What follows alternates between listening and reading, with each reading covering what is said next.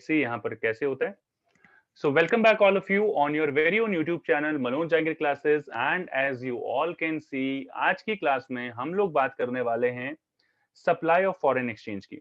तो अगर हम बात करें सप्लाई ऑफ फॉरेन एक्सचेंज, आपको पता होगा कि इससे पहले वाले वीडियो में मैंने आपको फ्लेक्सिबल एक्सचेंज रेट सिस्टम और डिमांड फॉर फॉरेन एक्सचेंज के बारे में बताया है। आज हम लोग बात करेंगे that what kind of relationship supply is having for the price of the commodity. किस तरीके का रिलेशन होता है। तो यहां पर अगर मैं बात करूं तो सप्लाई को जैसे कि आपने डिमांड में समझा था उसी तरीके से समझ सकते हैं। यहां पर बेसिकली बात कर रहे हैं सप्लाई ऑफ फॉरेक्स यानी कि फॉरेन एक्सचेंज की।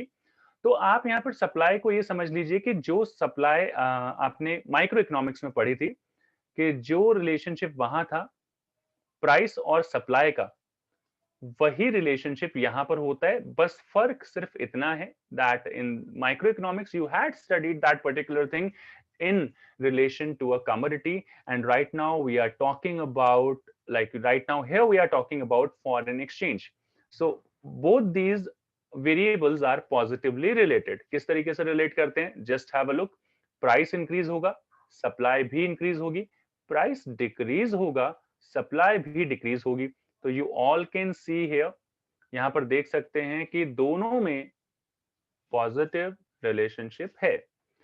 बात कर लेते हैं डेफिनेशंस की। यहां पर मैं फिर से कहूंगा, माइक्रो इकोनॉमिक्स में आपने कमोडिटी से रिलेट करके समझा था, यहां पर आप supply of foreign exchange and price of foreign exchange की बात कर रहे हैं। प्राइस का मतलब होता है यहां पर फॉरेक्स रेट।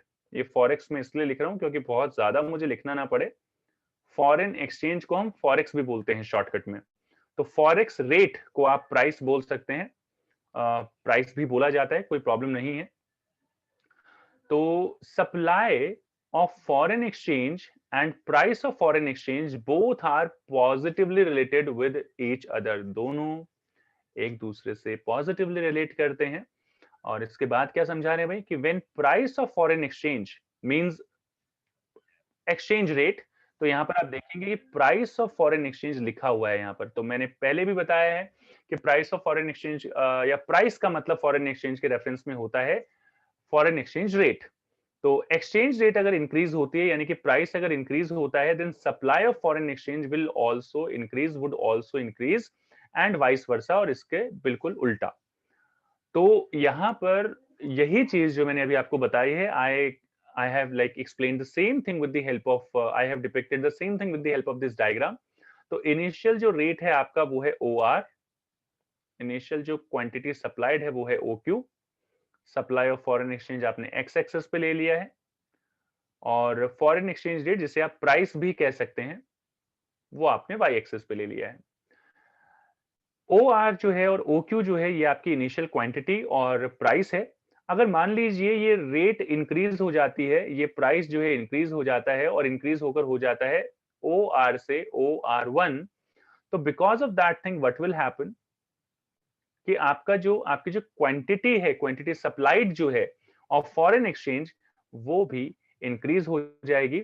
और यहां पर OR रेट पर, OR1 पर आप OQ1 जो है वो क्वांटिटी सप्लाई करेंगे। So you can see here कि यहाँ पर पॉजिटिव रिलेशनशिप है। पहले यहाँ पर जो OR1 में इंक्रीज हुआ ये आप प्राइस में इंक्रीज कह सकते हैं, और ये जो OQ में चेंज आया ये आप सप्लाई ऑफ फॉरेन एक्सचेंज में कह सकते हैं। तो ये दोनों जो हैं वो इंक्रीज हो गए, यानी कि पॉजिटिवली रिलेट करते हैं, इंक्रीज हो गए, as you can see with the help of this diagram. And जो supply of foreign exchange curve होता है that is also positively slope, यानी कि left to right upward sloping होता है, just like supply curve of a commodity. तो यहां पर इन दोनों चीजों में कोई ज्यादा डिफरेंस नहीं है। अब फिर से यहां पर एक और इंपॉर्टेंट क्वेश्चन आपके लिए, factors, what are the factors of supply of foreign exchange की सप्लाई कहां से होती है, हमारे पास फॉरेन एक्सचेंज कहां से आता है।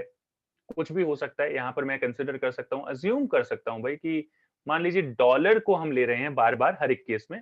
वैसे किसी भी दूसरी कंट्री की करेंसी जो हमें मिलती है वो फॉरेन एक्सचेंज ही होती है हमारे लिए, as you have already studied the definition of foreign exchange.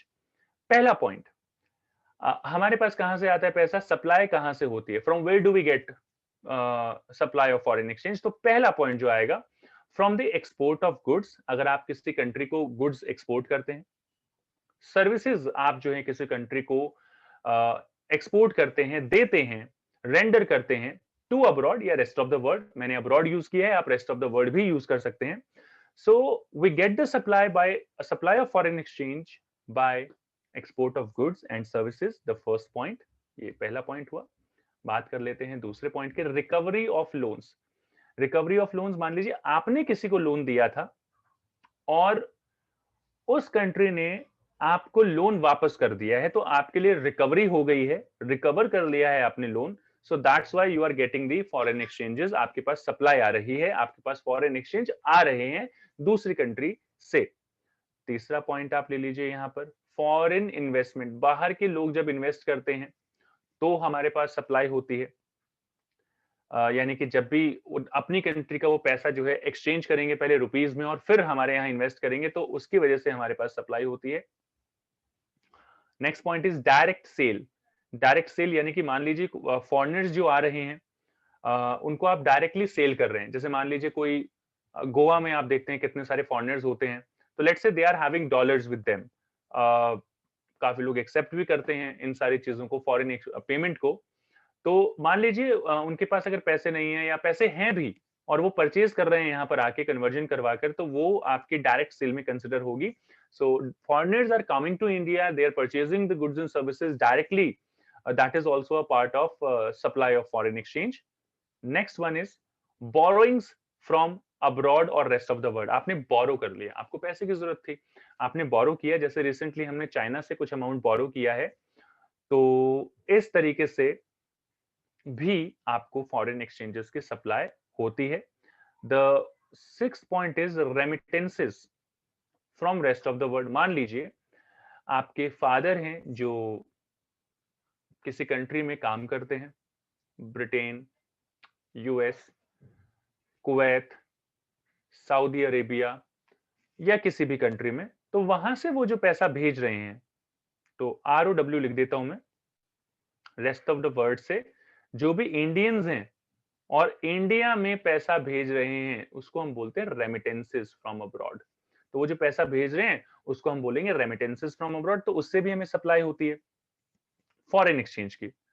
Seventh point आ जाएगा हमारे पास, ग्रांट्स एंड डोनेशंस, जो पहले भी हमने उस वाले पॉइंट में बात की थी। इसको हम यूनिलेटरल ट्रांसफर्स बोलते हैं बेटा, यूनिलेटरल ट्रांसफर्स। यानी कि इसके ये मतलब एक friend, neighbourhood friend, neighbourhood country, हम जो हैं एक फ्रेंडली नेचर की वजह से जब भी किसी कंट्री में कोई नेचुरल कैलेमिटी होती है, तो हम ये जो ट्रांसफर्स हैं या तो देते हैं या लेते हैं। बट यहाँ पर सप्लाई की बात हो रही है, तो यू ऑल रिमेम्बर कि केरला में जो फ्लड वगैरह आई थी, उसकी वजह से जो है काफी सारे लोगों ने जो है डोनेशन जो है इंडिया को दिया था, ग्रांट्स जो है वो इंडिया को दी थी उस स्टेट के डेवलपमेंट के लिए। तो this is also one of the point. और जो लास्ट पॉइंट है वो है स्पेकुलेशन, कि कई बार स्पेकुलेशन से भी आपके पास सप्लाई होती है। मतलब वही स्पेकुलेशन, जैसे मैंने पहले भी बताया था, डिमांड वाले पॉइंट में मैंने आपको बताया था कि जब कोई करेंसी सस्ती होती है तो लोग खरीद लेते हैं, वो डिमांड होती है। और जब वो महंगी हो जाती है तो लोग उसको सेल करते हैं। और जब सेल करते हैं तो आप सप्लाई जो है डॉलर्स की वो इंक्रीज कर रहे होते हैं किसी कंट्री में, जहां पर भी आप उसे सेल कर रहे हैं। तो ये स्पेकुलेशन एक्टिविटीज होती हैं, लीगल होती हैं, लीगल एक्टिविटीज होती हैं। और स्पेकुलेशन की हेल्प से भी आप क्या कर सकते हैं भाई, कि फॉरेन करेंसीज की सप्लाई आपको मिलती है। तो डिमांड और सप्लाई एक जैसी चीजें हैं, बट एस्पेक्ट यहाँ पर चेंज हो जाता है, सिर्फ इतना सा फर्क है यहाँ पर। अब ये अगर मैं इस क्वेश्चन की भी बात करूं, तो ये क्वेश्चन भी जो है आपको तीन तरीके से पूछा जा सकता है। जैसे कि पीछे मैंने बताया था कि ये क्वेश्चन आपको पूछा जा सकता है कि पूछ सकता है कि फैक्टर्स बताइए। ये क्वेश्चन हमारे पास यहाँ पर नहीं है, तो मैं आपको वैसे ही बता देता हूँ कि पहला पॉइंट आ सकता है कि फैक्टर्स बताइए। दूसरा पॉइंट आ सकता है कि what are the sources of for supply of foreign exchange. तीसरा पूछ सकता है आपको कि what are the reasons for supply of foreign exchange. चौथा आपको पूछ सकता है what are the why do we supply, like from where do we get the supply, from where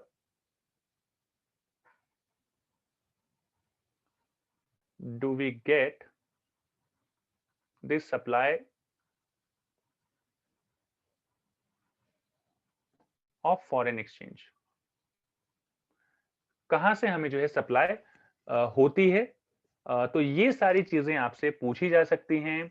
exam के पॉइंट ऑफ व्यू से काफी इंपॉर्टेंट क्वेश्चन है। इसी पे बेस्ड अलग अलग तरीके के क्वेश्चंस होते हैं कि जैसे आपसे पूछा जा सकता है why do we supply more foreign exchanges when price increases, why do we demand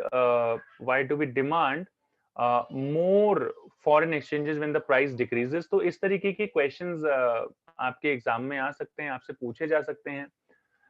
next class में डेफिनेटली नेक्स्ट वीडियो में मैं आपको जरूर ये सारी चीजें बताऊंगा, डिस्कस करूंगा आपके साथ। ये डिटर्मिनेशन की बात है जो मैंने आपको पहले भी बता दी है वैसे, कि एक तरफ जो है हमारा डिमांड फॉर फॉरेन एक्सचेंजेस आ जाता है, एक तरफ हमारा सप्लाई फॉर फॉरेन एक्सचेंजेस आ जाता है।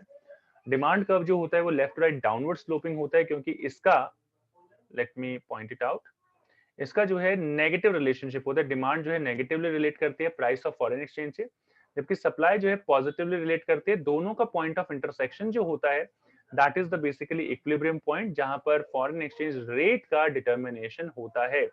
So as you can see in the diagram, equilibrium is attained at point E and exchange rate is O R. ये यहाँ पर इसको ओ आर कहते हैं, ये पूरी ओ आर, ये ओ आर रेट है जहां पर ओ क्यू जो है क्वांटिटी डिमांडेड एंड सप्लाइड है, and demand and supply of exchanges O Q.